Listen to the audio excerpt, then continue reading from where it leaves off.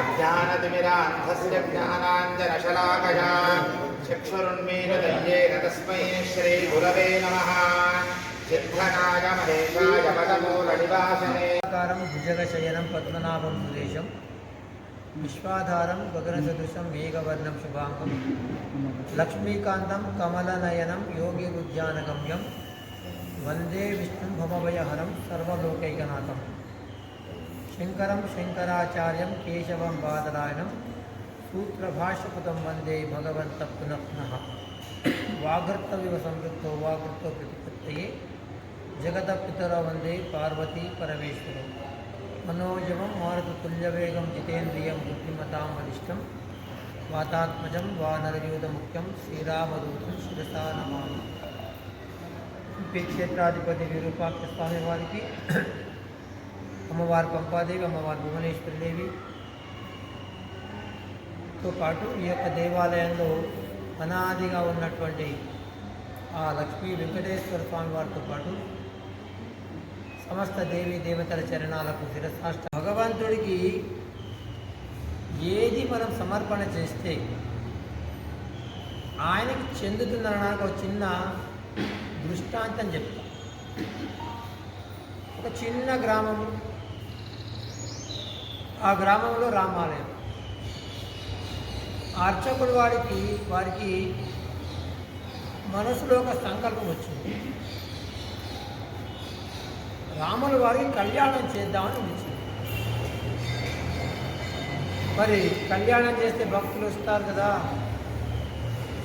వాడికి ఏదైనా ప్రసాదం పెట్టడానికి ఇట్లా ఆలోచన చేస్తుంటే ఆ దేవాలయానికి పక్క గ్రామంలో ఒక భక్తుడు ఉన్నాడు. ఆయన పేరు రామయ్య. ఆయన ఒక సందర్భంలో ఆయనకు అరటిపండ్ల తోట ఉందని చెప్పినట్టు గుర్తుకొచ్చింది.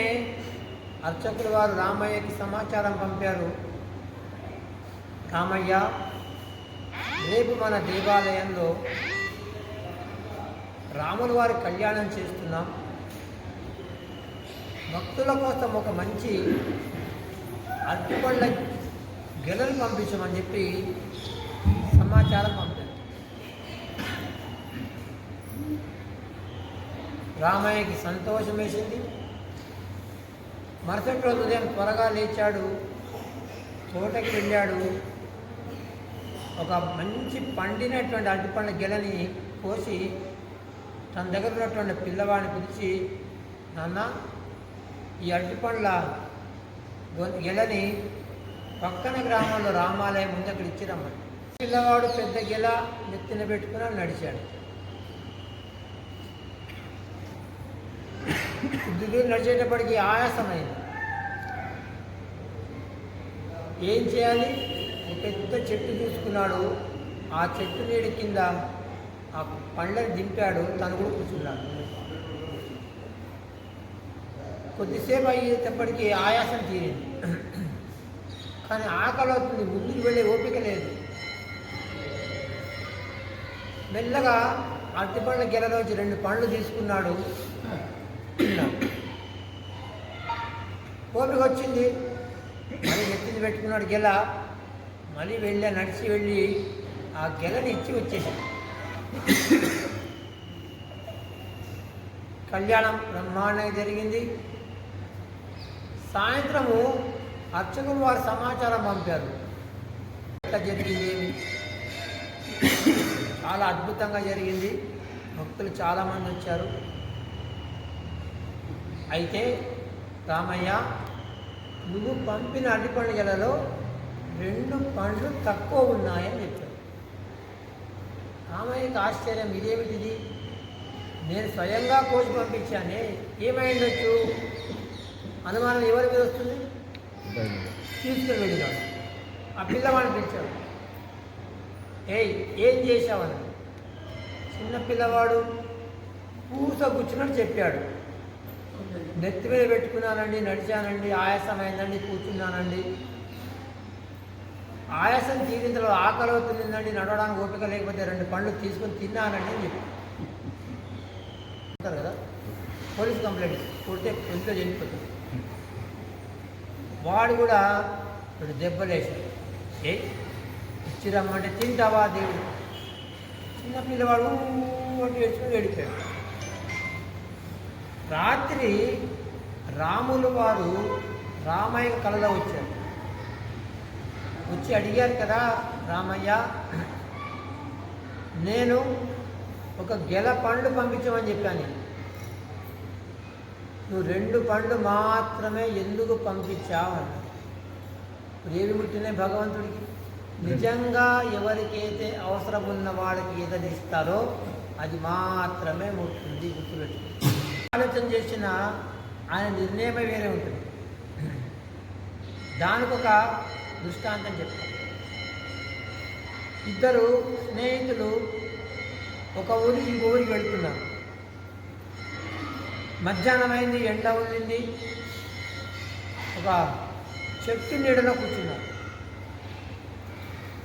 కూర్చొని సాయంత్రం అవుతున్నది, ఇంకా బయలుదేరామనుకున్న సమయానికి ఇంకో వ్యక్తి వచ్చాడు.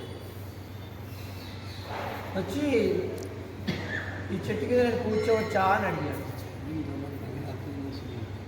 వాళ్ళు అన్నారు కదా, మేము కూడా ముందుకు వెళ్ళాలి, ఎండ ఉందని కూర్చున్నామంటే మీరు కూర్చోవచ్చాను.